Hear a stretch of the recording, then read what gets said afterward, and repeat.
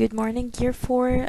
Today we're going to continue and finish the exercises related to the magnetism lesson. So let's start together. So at the beginning we have page 88. We're going to solve it together. It says Liam has a toy train with two carriages. It has bar magnets to join the carriages to the engine as shown below. Write N north and S south on the end of each bar magnet so the carriages join to the engine. N and S have been written on the engine for you. So this is the engine. Let me just get my pointer. So this is the engine and those carriages are attracted to it. So this means and each one of the engine, whether it's the engine or the carriages, they are attached to a bar magnet at the bottom of each one of them. So the first one for the engine, the bar magnet, is written for us that this is the south and this is the north pole. And as you can see, the carriages are attracted to the bar magnet that is attached to the engine. So this means that the poles that face the north pole of the engine will be I think we know it, it's going to be the south, because it has to be different so that it would stick to the bar magnet found in the engine.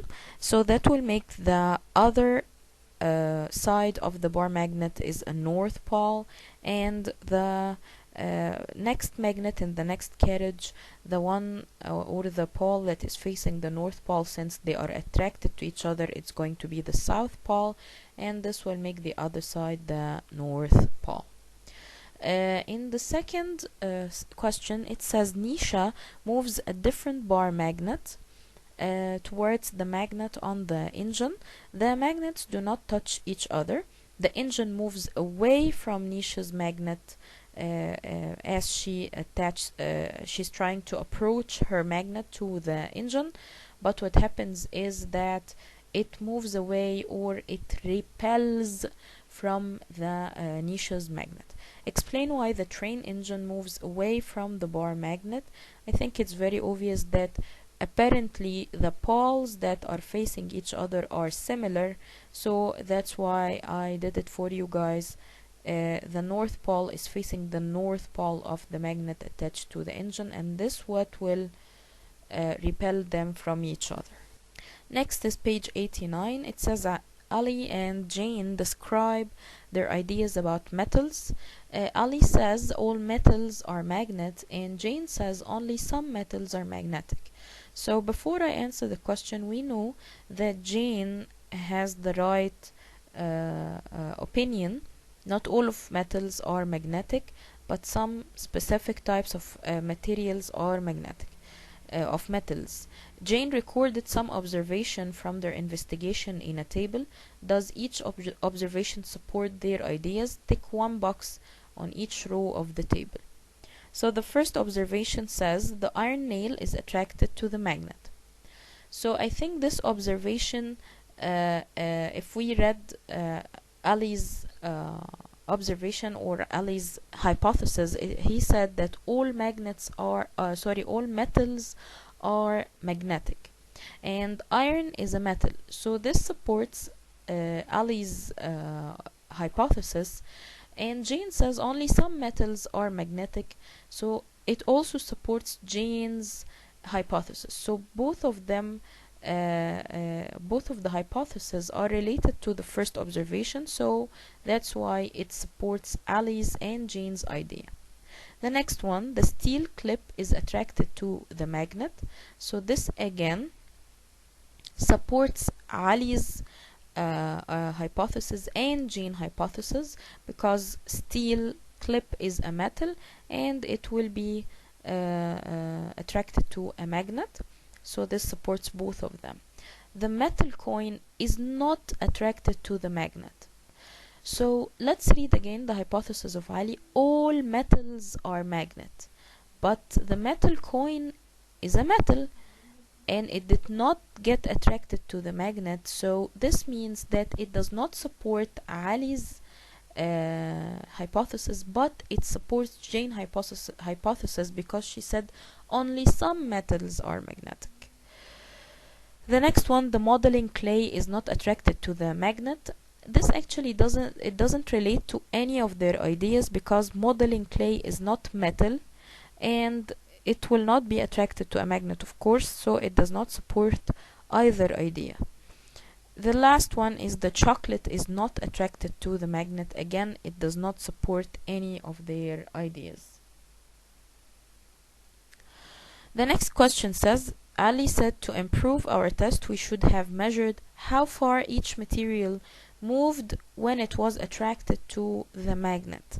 Jane said this would not improve our test. Why was Jane right to think this would not improve their test?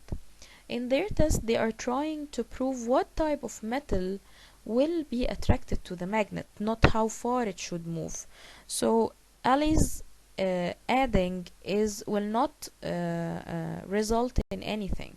So because we want to know the type of materials attracted to it, not how strong the magnet is.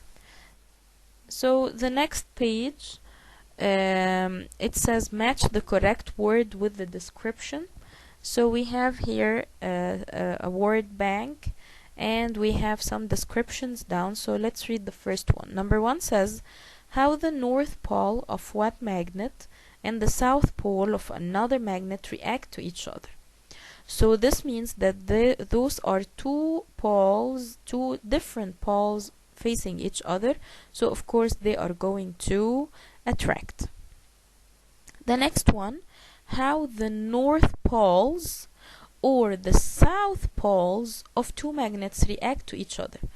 They mean that if we have two magnets and the two north poles are facing each other, or the two south poles are facing each other. So this means that two similar poles are facing each other, so they will repel. Number 3, where the force of a magnet is strongest. So we agreed that it is the strongest at the ends of the magnet or at the poles of the magnet. So it's going to be pole. Number 4, the area of magnetic force around the magnet. So this means that we're going to choose magnetic field.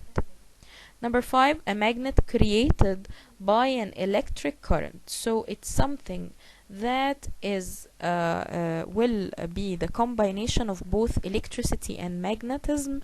So this will make electromagnet or electromagnetic here, right? Number 6 says dash is an industrial use of magnets. So we know that electromagnets specifically are used in order to move large objects such as the car scraps from one place to another. So one of its industrial use will be the vehicle scrappage. Number 7 says dash is a soft iron or steel placed across the poles of a magnet. So this is to keep the magnet from to keep the magnet strong if we are going to store it for a long time. So this means that it's the keeper. Number 8, dash is a type of a magnet. We know that there are several types of magnet. For example, there's the bar magnet, the disc magnet, the wand magnet, and there is of course the famous horseshoe magnet. This is it for today, guys. I want you to study hard for the quiz, and I want you to enjoy your weekend. Until next week, I hope you're all doing great. Thank you, and see you soon, inshallah. Bye bye.